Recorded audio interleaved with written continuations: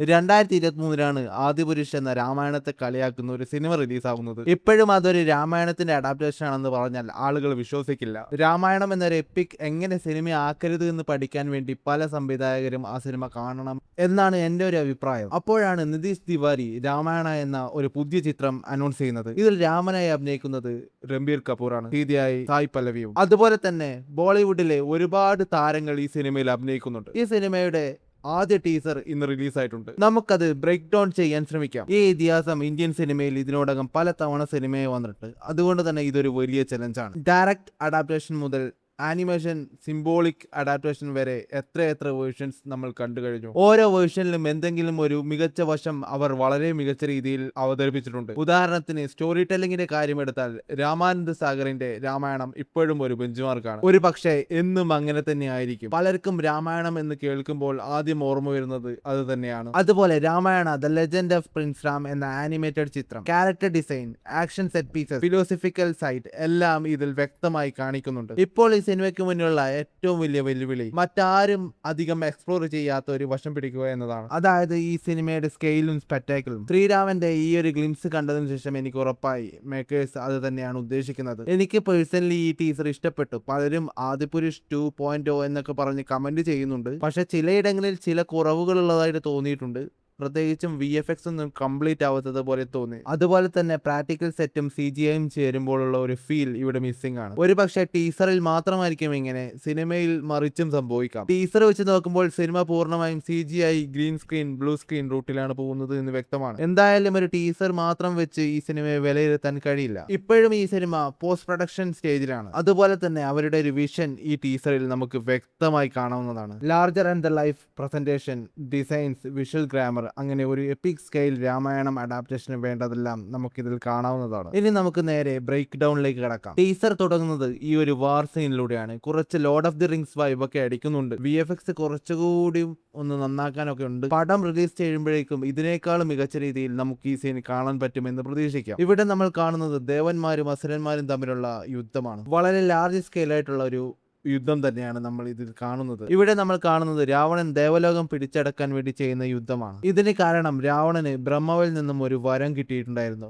ഒരു ദേവനും ഒരു രാക്ഷസനും തന്നെ വധിക്കാൻ സാധിക്കില്ല എന്ന്. ഈ ഒരു പവറിന്റെ അഹങ്കാരത്തിൽ എല്ലാ ലോകങ്ങളും ഭരിക്കാൻ രാവണൻ തീരുമാനിക്കുന്നു. അതിന്റെ ആദ്യ പടിയാണ് ദേവലോകം പിടിച്ചെടുക്കുക എന്നത്. ഈ പക്ഷിയുടെ മുകളിൽ ഒരു കഥാപാത്രം ഉള്ളതായി നമുക്ക് കാണാൻ കഴിയുന്നുണ്ട്. ആ കഥാപാത്രം നിലത്ത് വീങ്ങുമ്പോൾ അതൊരു സ്ത്രീയാണെന്ന് നമുക്ക് മനസ്സിലാക്കാം. ആ കഥാപാത്രം വെള്ള വസ്ത്രമാണ് ധരിച്ചിരിക്കുന്നത്. ബാക്ക്ഗ്രൗണ്ടിൽ യുദ്ധം ചെയ്യുന്നവരും ഇതേ വെള്ള നിറം തന്നെയാണ് ധരിച്ചിരിക്കുന്നത്.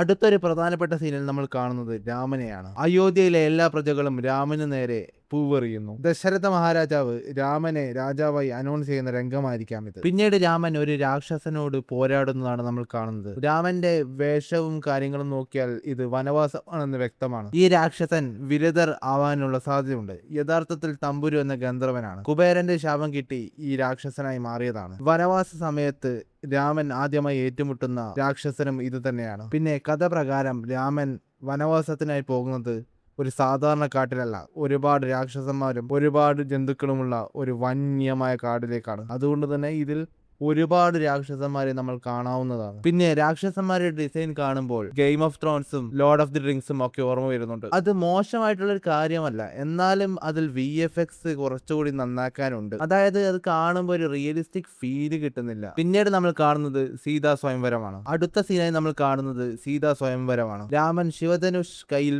പിടിച്ചുകൊണ്ടിരിക്കുന്ന രംഗമാണ് നമ്മൾ കാണുന്നത്. രാമായണത്തിലെ കഥ പ്രകാരം മഹാരാജാവ് ജനകൻ പറയുന്നത് ആർക്കും ഈ ശിവധനുഷ് ഉയർത്താൻ പറ്റില്ല. അഥവാ ആരെങ്കിലും ഉയർത്തിയാൽ അയാളുമായിട്ടായിരിക്കും സീതയുടെ വിവാഹം. രാമൻ അത് ഉയർത്തുക മാത്രമല്ല, അത് ഒടിക്കുകയും ചെയ്യും. അപ്പോഴാണ് അവിടെയുള്ളവർക്ക് രാമൻ ഒരു സാധാരണ മനുഷ്യനല്ല എന്ന് മനസ്സിലാവുന്നത്. ഇവിടെ രാമൻ ഒരു വെള്ളച്ചാട്ടത്തിന് അരികിൽ നിൽക്കുന്നത് നമുക്ക് കാണാം. പിന്നീട് നമ്മൾ കാണുന്ന സീനിൽ രാമൻ, സീത, ലക്ഷ്മണൻ എന്നിവരെയാണ് നമ്മൾ കാണുന്നത്. ഇവരുടെ വേഷം കൊണ്ട് വ്യക്തമാണ് ഇത് വനവാസത്തിന് പോകുന്ന രംഗമാണ്.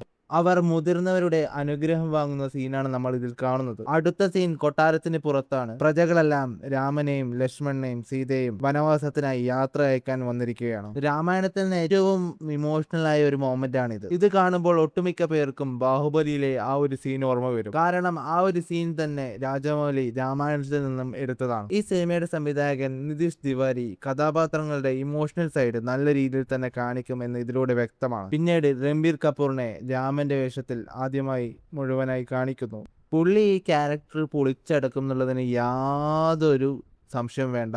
അടിപൊളിയായിരിക്കും. പിന്നീട് ഈ സീൻ രാമനെ അയോധ്യയുടെ രാജാവാക്കുന്നതിന് തൊട്ടു മുമ്പുള്ള ഒരു സീൻ ആവാനുള്ള സാധ്യതയുണ്ട്. പിന്നീട് നമ്മൾ കാണുന്നത് രാമൻ വനവാസത്തിന് പോകുന്നതിന് മുമ്പ് ദശരഥന്റെ അനുഗ്രഹം വാങ്ങുന്നതാണ്. പിന്നീട് നമ്മൾ കാണുന്നത് രാമൻ ആരുടെയോ അസ്ഥി വിസർജനം ചെയ്യുന്നതാണ്. ഈ അസ്ഥി ജടായുടേതാവാനുള്ള സാധ്യത ഉണ്ട്. പിന്നീട് നമ്മൾ കാണുന്നത് ഒരു വലിയ കൊടുങ്കാറ്റ്. അതിനിടയിലൂടെ രാമൻ നടന്നു വരുന്നു. രാമന്റെ വസ്ത്രം ശ്രദ്ധിച്ചാൽ ഒരു ആർമർ ധരിച്ചിരിക്കുന്നത് നമുക്ക് കാണാം. ഈ സീൻ രാവണനെതിരെ യുദ്ധം ചെയ്യാൻ പോകുന്ന ഭാഗമായിരിക്കും. കാരണം ഈ ഒരു ടീസറിൽ പാർട്ട് 1-ന്റെയും പാർട്ട് 2-ന്റെയും സീനുകൾ ഉണ്ടാവും എന്നുള്ളത് ഉറപ്പാണ്. അടുത്ത സീനിൽ നമ്മൾ കാണുന്നത് രാമൻ ഒരു വലിയ രാക്ഷസിയോട് യുദ്ധം ചെയ്യുന്നതാണ്. ഇത് താടകയാവാനുള്ള സാധ്യതയാണ് കാണുന്നത്. താടക ശരിക്കും ഒരു യക്ഷിയായിരുന്നു. ശാപം കിട്ടി ഒരു രാക്ഷസിയായി മാറിയതാണ്. കഥ പ്രകാരം രാമന് 16 വയസ്സുള്ളപ്പോൾ വിശ്വാമിത്രൻ ദശരഥന്റെ അടുത്ത് വന്ന് സഹായം ചോദിക്കുന്നു. തന്റെ തപസ് ഭംഗപ്പെടുത്തുന്ന രാക്ഷസിയെ കൊല്ലാൻ 16 വയസ്സുള്ള രാമൻ ഈ ദൗത്യം ഏറ്റെടുക്കുന്നു. ലക്ഷ്മണനോടൊപ്പം പോയി